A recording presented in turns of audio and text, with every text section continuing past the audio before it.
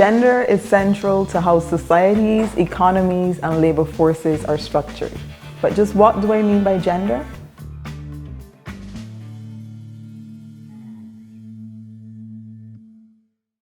Gender refers to systems of social relations of domination and power through which men and women gain access to or are allocated status, power, and material resources.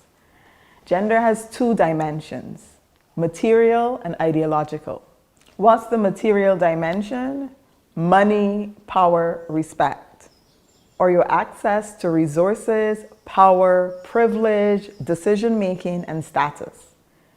The ideological dimension refers to our beliefs, norms, myths about what it means to be a man or a woman.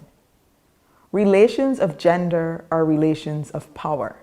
They organize or structure society and produce inequality.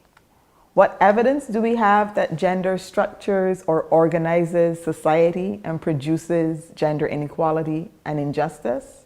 Look around you. Are most of your co-workers of the same gender? Do you think that is an accident? Why are men and women often located in different sectors of the economy? And guess who tends to be located in the more cutting-edge, fastest-growing areas, and who tends to get stuck in low-paid service work? Another key way of understanding how gender structures the economy is what we consider to be economic activity in the first place. During the lockdown in response to the COVID-19 pandemic, what kinds of work were most important? Grocery shopping, cooking, cleaning, childcare, teaching them at home, caring for the sick and vulnerable. The work that makes the world go around, which is often invisible, unpaid, and largely done by women. And even when it is paid, it is underpaid, devalued, and considered unskilled.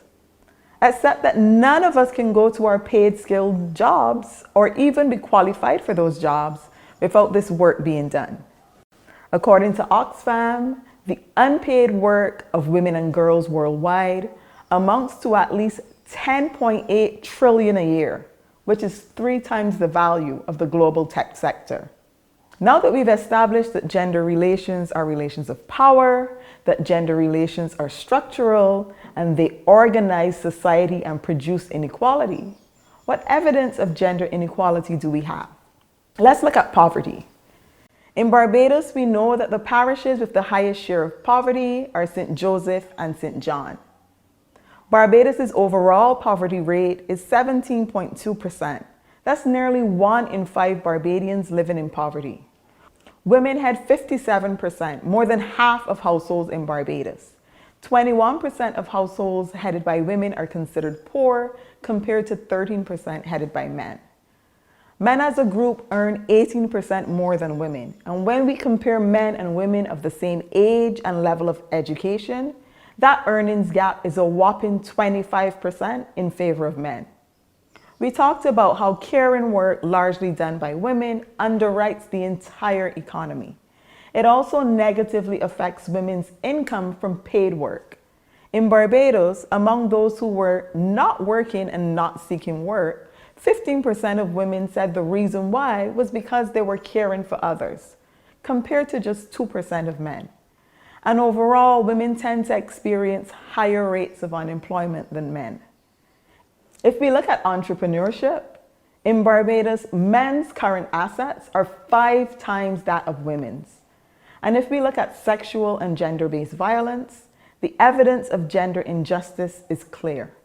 Across 9 Caribbean countries, nearly half of adolescent girls and young women describe their first sexual experience as forced or somewhat forced. That's a sexual violence epidemic. Women are most likely to be killed by intimate partners and family. What does this have to do with water? Most water sector decisions continue to be made on the false assumption that gender does not matter, that the population is all the same, and that benefits reach everyone equally. The population is not the same. Parishes like St. Joseph and St. John have a greater share of poverty. Households headed by women experience greater vulnerability.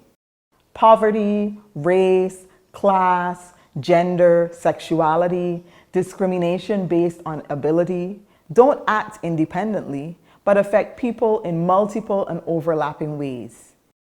Infrastructure planning and development requires an understanding of the power dynamics underlying resource allocation and use. Economic, environmental, and social uses of resources are different and gendered. Gender matters. Gender relations are relations of power. Gender is structural. It is not behavioral. It is not natural. If you don't account for gender, you reproduce inequality. Gender relations can and do change. Let's work together for a positive transformation.